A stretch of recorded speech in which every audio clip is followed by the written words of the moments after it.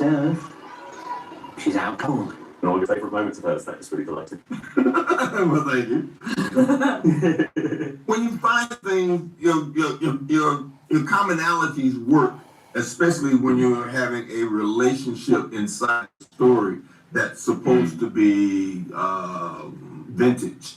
Yeah. A vintage relationship. You know, I may not know when a Skrull is pretending to be a human, but I sure as hell know when a human is lying. You know damn well what was in that story. The fact that you don't know tells me all I need to know about this new, rather old Nick Fury.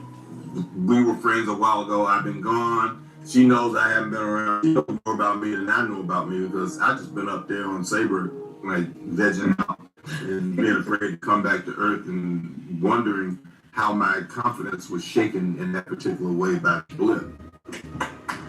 Everybody back to work! She didn't get blipped. She didn't get blipped. No, well, special people do it. Oh! See how they... Mother.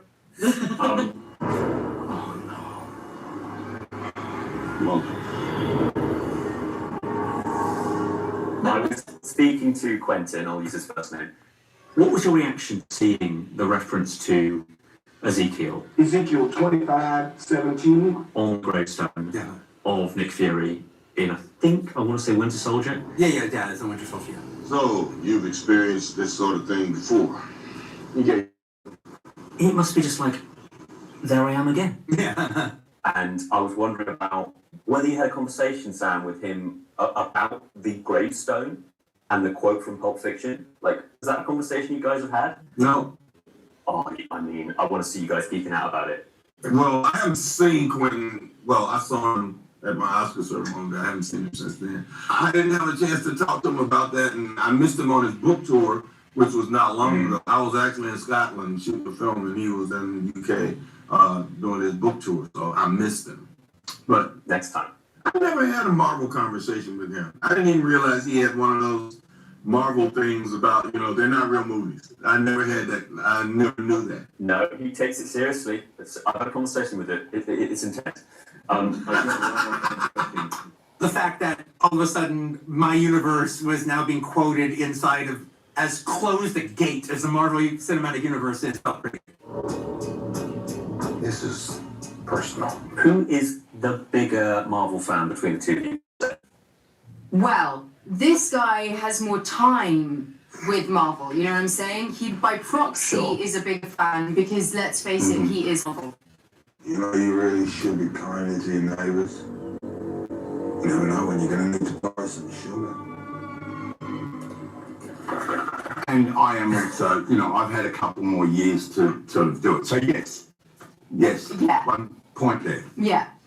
What's your next question? What's your next question? What's your next one? Next. Amelia, who of your friends and family freaked out the most to hear that you were going to be in the MCU? Were they saying things like, oh my god, or were they saying about time? They were saying things like, what happens? They were saying, give me them spoilers. That's kind of what they were saying. They always want to know. The demographic was young. I have some, there's my friend's son who was really drilling, and then he wanted to prep me and coach me for filming it. So then he gave me like a full lecture. I mean, it was hours explaining things, and I was like, I kept thinking he was done and he wasn't done. I was like, okay, I'm going again. Let's keep on listening. Okie dokie then. So yes, I had lots of people encouraging me, but also telling me the world. Excellent. Yes. That's perfect prep, and please make that a TED Talk. I really want to watch this kid's TED Talk. Oh, he'd be good. He'd love that. Yeah.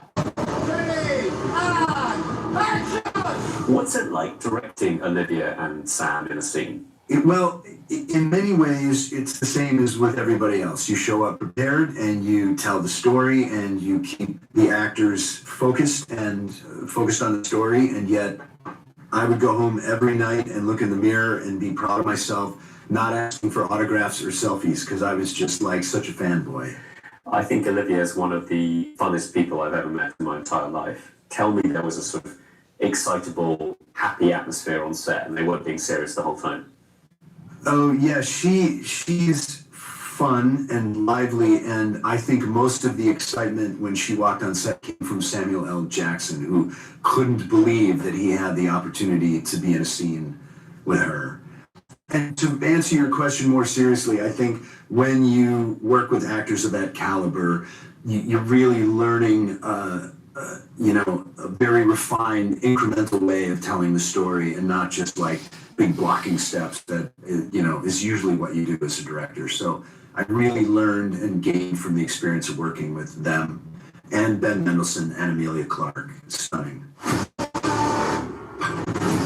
You're in no shape for this fight that lies before us. I don't know whether this was your wonderful director pulling my leg, Sam, but he was telling me that you were incredibly excited to be working with Olivia, and I'm not going to say nervous, but you were very keen. Is that fair enough to say? Yeah, totally. Yeah, no nerves. No, I was anxious. Very few of us know about the wars fought in the shadows that have raged on this planet. When you watch somebody and they're